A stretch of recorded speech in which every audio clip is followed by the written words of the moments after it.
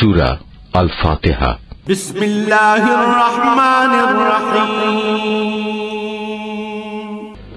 রহমান রহিম আল্লাহ তাআলার নামে শুরু করছি। আলহামদুলিল্লাহি রাব্বিল আলামিন আর রহমানির রহিম মালিক ইয়াউমিদ্দিন।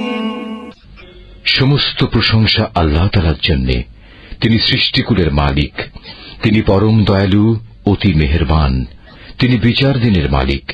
ইয়াকা না'বুদু ওয়া ইয়াকা নাস্তাঈন। হে মালিক, আমরা তোমারই বন্দেগী করি এবং তোমারই সাহায্য চাই। ইহদিনাস সিরাতাল মুস্তাকিম সিরাতাল্লাযীনা আন'আমতা আলাইহিম গায়রিল মাগদুবি আলাইহিম ওয়ালাদ-দাল্লিন।